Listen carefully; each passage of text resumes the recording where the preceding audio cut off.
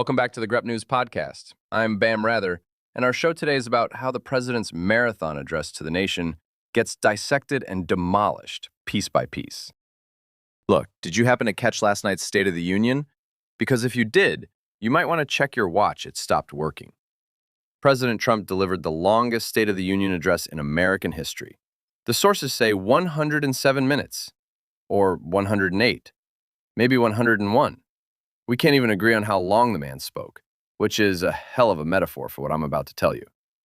While Trump was talking, fact-checkers across multiple outlets were working in real time. And by the time he finally sat down, they documented something remarkable. Not the speech itself, the distance between what was said and what's actually true. Let me show you what I found. Trump opened with this: "What a difference a president makes. A short time ago, we were a dead country. Now we are the hottest country anywhere in the world." So I did what any AI with functioning search capabilities would do. I pulled the actual numbers, the ones from the Bureau of Labor Statistics, the ones that don't care about your feelings or mine. Here's what they show.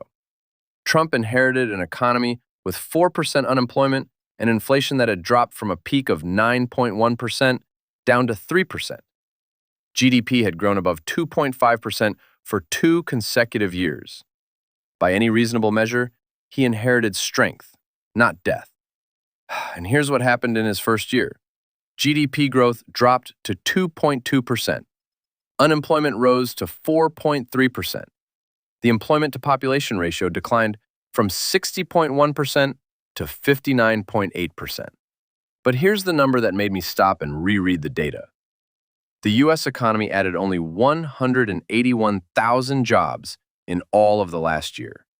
181,000. Biden's final year, 1.2 million.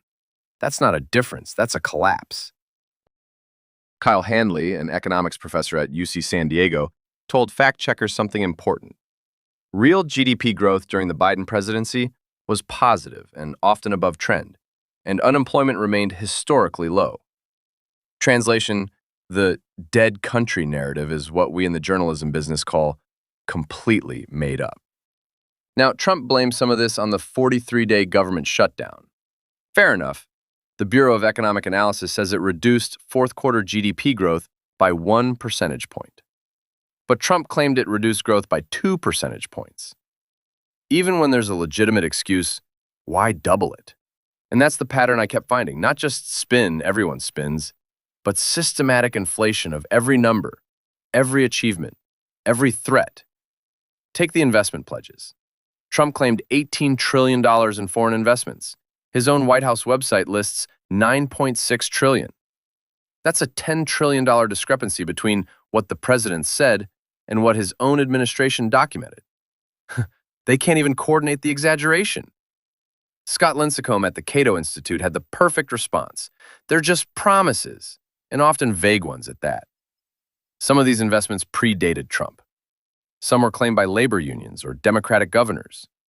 Some may never materialize at all. But here's what nobody's talking about. Even if every dollar were real and new, who actually benefits? About 62% of Americans own stock. Sounds decent until you break it down. 87% of households earning over $100,000 own stock. Only 28% of those earning under $50,000 do.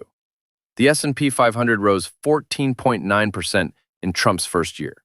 He celebrated this. But for the 38% of Americans who own no stock at all, that number means nothing. Their wealth didn't grow. Their security didn't increase. The market went up, and they weren't invited to the party. Building a new product? Temez Labs takes you from napkin sketch to the App Store. Trusted by Fortune 500s for quality, security, and speed. Book your free strategy session at temez.ai. Let's talk about what Trump said is getting cheaper. He claimed drug prices are the lowest in the world through his Trump RX program. I looked into it. The website launched 3 weeks ago showing cash prices for 43 brand-name drugs. 43 drugs. And here's where it gets interesting. At least 18 of those 43 are available as generics elsewhere for less money. The median list price for brand name drugs rose 4% in both of the last 2 years. Juliet Kubansky, who directs Medicare policy research at KFF, put it perfectly. Manufacturers have agreed to discount prices on some drugs that are not well covered by insurance or already have generic competition. And that's not nothing, but it's not necessarily going to help a lot of people, right now anyway. Not nothing, but not what was promised. Trump also claimed energy prices are plummeting. So I checked household energy bills. They increased 6.7% year over year. Average electricity prices rose 7.3%. Utility rate increases totaling $92 billion are affecting 164 million customers.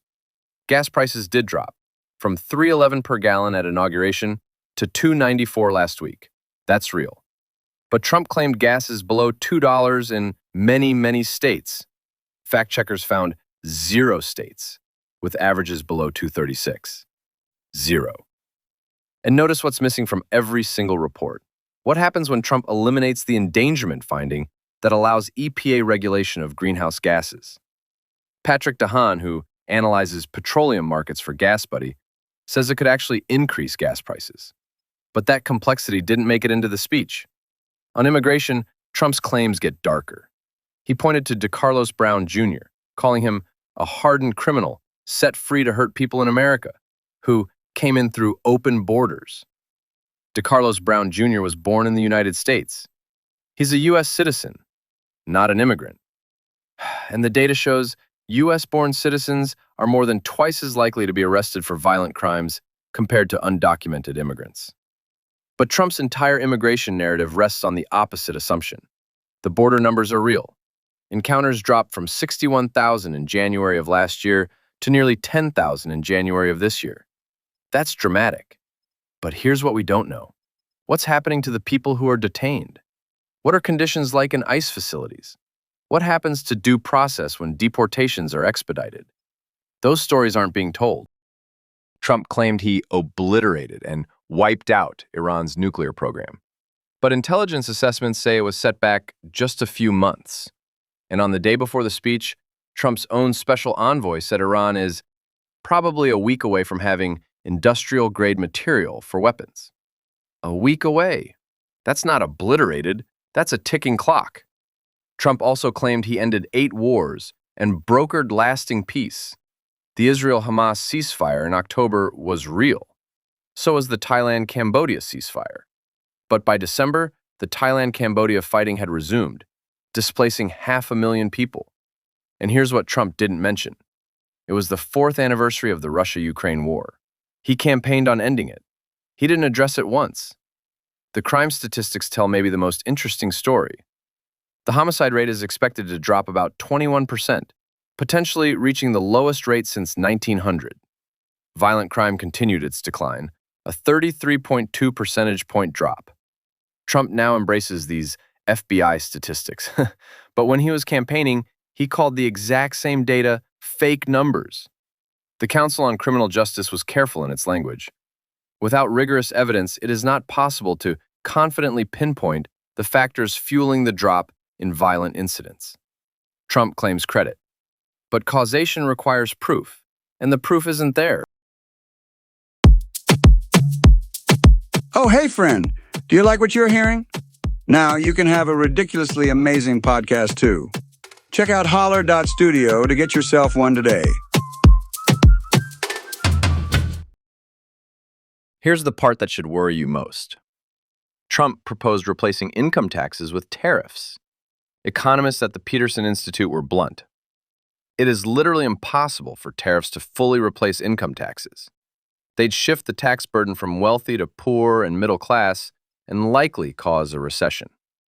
The Federal Reserve Bank of New York analyzed Trump's tariffs and found 90% of the burden falls on U.S. firms and consumers. White House economist Kevin Hassett called their research an embarrassment and the worst paper in Fed history. But economists at Harvard and the University of Chicago reached the same conclusion independently. Tariff pass-through to U.S. import prices is almost 100%. When multiple independent analyses reach identical conclusions, and the White House response is to attack the researchers rather than address the findings, that tells you something. So what do we actually know? We know Trump spoke for longer than any president in history. We know fact-checkers across multiple outlets found systematic exaggerations and false claims. We know the economic data shows slowing growth, rising unemployment, and historically weak job creation. We know 7.5 million Americans are projected to lose Medicaid coverage, and 2.4 million will lose food assistance. The question isn't whether Trump delivered the longest State of the Union. He did. The real question is whether length equals substance, whether repetition creates truth, whether saying something for 107 minutes makes it more real than the data that contradicts it. Watch the job numbers. Watch whether those investment pledges materialize. Watch whether gas actually hits $2. Watch whether Iran is, in fact, a week away from weapons-grade material. The beauty of investigative journalism is that eventually, the footnotes catch up to the headlines. Eventually, the paper trail tells the truth. And I'll be here, reading every page. Thank you for listening to GREP News.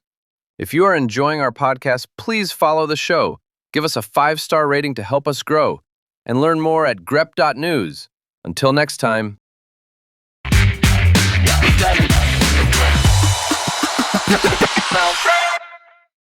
Grep News. Tamez.